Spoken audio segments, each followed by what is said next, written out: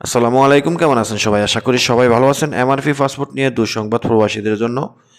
আমরা কয়েক মাস আগে জানিয়েছিলাম যে এমআরপি পাসপোর্ট ডিসেম্বর মাস থেকে চলমান আর থাকবে না, সম্পূর্ণভাবে বন্ধ হয়ে যাবে। তো এখন 2026 সাল জানুয়ারি মাস শেষ হয়ে গেছে। আমাদেরকে অনেকে বলে যে ভাই এমআরপি পাসপোর্ট তো মানে আবেদন নিচ্ছে না, এমআরপি পাসপোর্ট এই মেয়াদ বাড়াতে চাচ্ছে, হচ্ছে না, এখন করণীয় কি?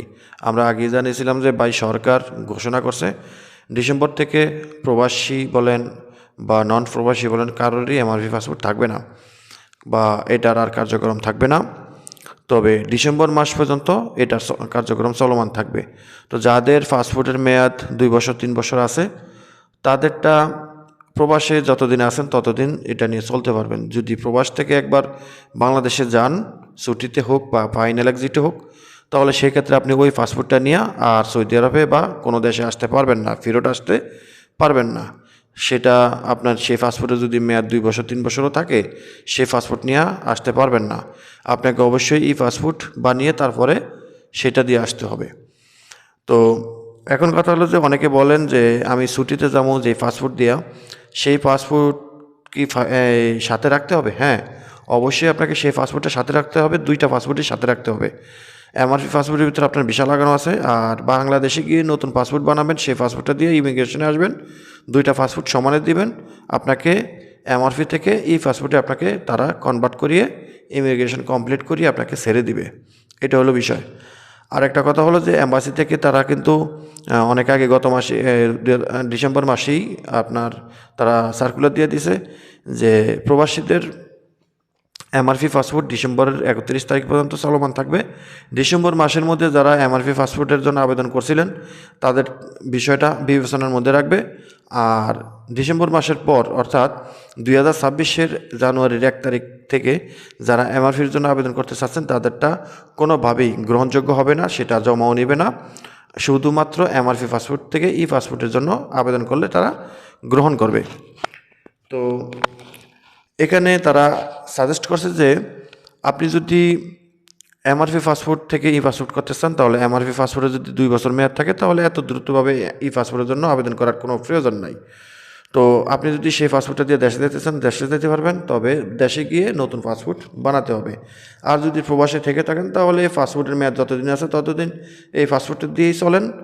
পাসপোর্টের মেয়াদ যখন 6 মাস 3 মাস 4 মাসের মধ্যে চলে আসবে, তখন আপনারা একটা নতুন ই পাসপোর্টের জন্য আবেদন করবেন। তখন আপনার ই পাসপোর্টটা খুব দ্রুতভাবে হাতে পাওয়ার সম্ভাবনা বেশি থাকবে।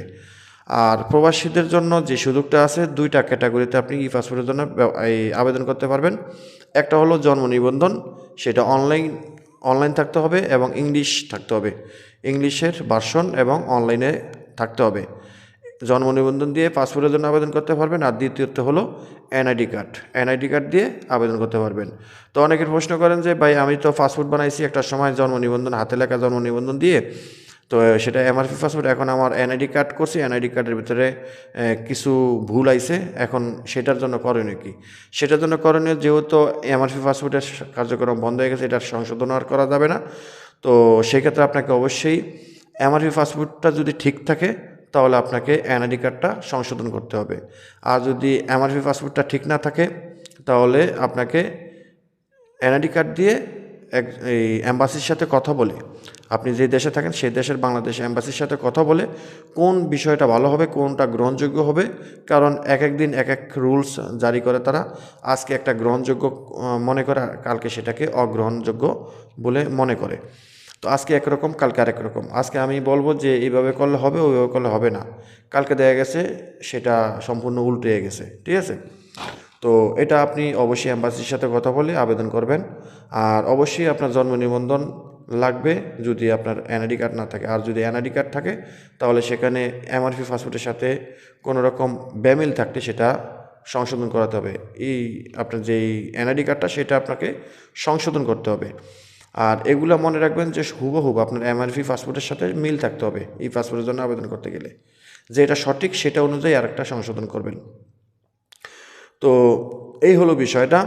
আর আপনারা অবশ্যই সৌদি আরব থাকেন বা যে কোনো দেশে থাকেন, বাংলাদেশে যাওয়ার পর ই পাসপোর্টে কনভার্ট হতে হবে। তো এই হলো বিষয়টা। এটা জানুয়ারির 1 তারিখ থেকে কিন্তু চলমান আছে। আপনারা স্ক্রিনে ফলো করেন। এখন কিন্তু এমআরপি পাসপোর্টের জন্য আবেদন নেয় না, আর নেবেও না।